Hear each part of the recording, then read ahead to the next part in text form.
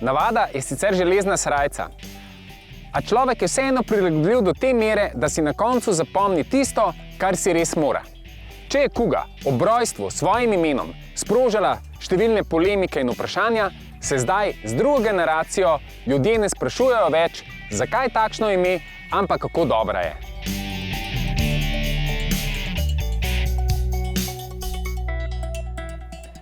A še preden se v celoti posvetimo, ste se že naročili na naš kanal? Da boste redno obveščeni, kaj se dogaja v avtomobilizmu in mobilnosti nasploh.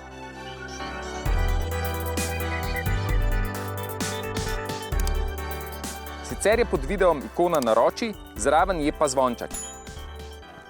Lahko bi odgovoril čisto na kratko. V vseh pogledih je boljša od predhodnice.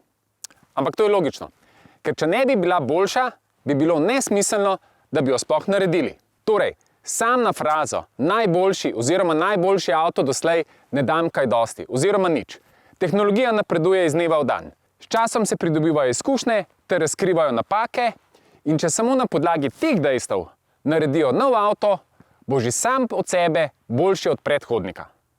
Nekaterim uporabnikom bo dovolj, če rečemo, da je 89 mm daljša in 44 mm širša. Spet drugi bodo menili, da se te milimetre težko prepozna. A saj veste, včasih zmanjkata pri kolenih centimeter ali dva.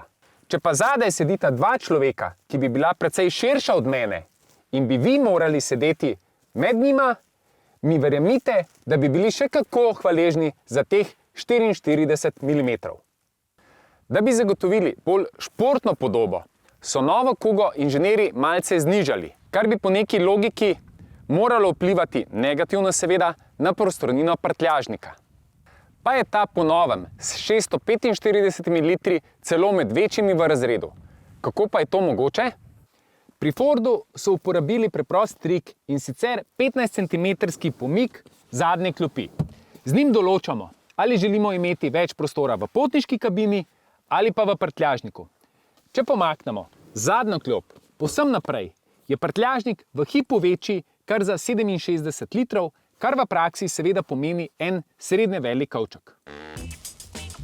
A ker ljudje kupujemo avtomobile tudi z očmi, je pomembno, kako je le-ta videti. Tu gre na roke novinki dejstvo, da je zanjo poskrbela ista oblikovalska ekipa, kot je leto pred njo poskrbela za Focusa. In če je slednji oblikovno prepričal, ni bojazni, da ne bi tudi kuga. Hkrati se je v poplavi križancev potrebno opredeliti, kakšne vrste kupcev bo šlovil. In ker Fordi že pregovorno nadušijo z vožnjo in zlego na cesti, je jasno, da se tudi kuga ne boji ovinkaste ceste. Seveda na njih ni tako suverena kot limuzine, a nagibanja je za razred, v katerem se vozi, vseeno manj kot pri marsikaterem konkurentu. A tale testna kuga se ne boji niti avtoceste. Tudi zato ne, ker je pod motornim pokrovom dizelski motor. 140 kW je več kot dovolj, da se z avtocesto lahko spopade z nadpovprečno hitrostjo. Pa ob tem poraba goriva ne bo skrbela. V povprečju zadostuje 7 do 8 litrov dizelskega goriva za 100 prevoženih kilometrov. Če pa je vožnja umirjena, tako kot na našem nordnem krogu, pa bo zadostovalo že nekaj več kot 5 litrov goriva. Posledično se tako brez težav izognemo dilemi, kateri motor izbrati. Ekološko bolj sprejemljivi so seveda bencinski, še bolj priključni hibridi.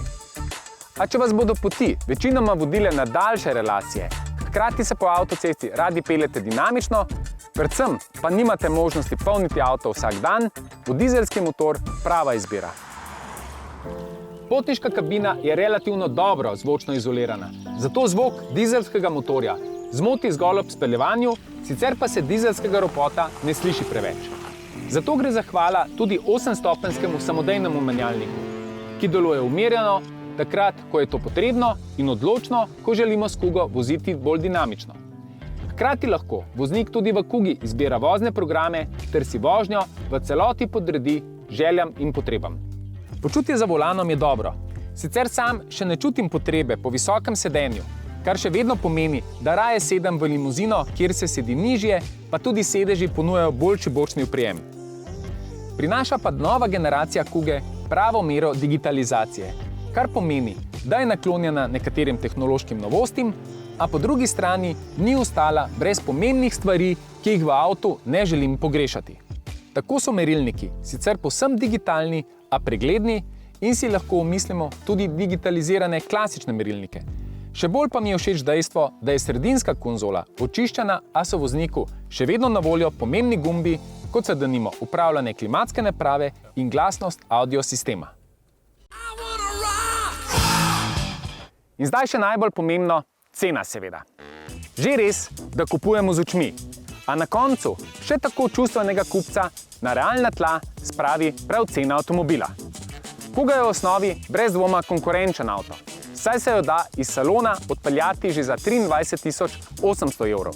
Drugače je s takšno, kot je bila testna, brez dodatne opreme, zahteva 36.700 evrov. Z vso opremo, ki je sicer zares bogata, pa dobrih 40.000 evrov. A kot rečeno, osnova je nizka, potem pa se lahko vsak kupec odloči, kako visoko gre, oziroma ga denarnica spusti.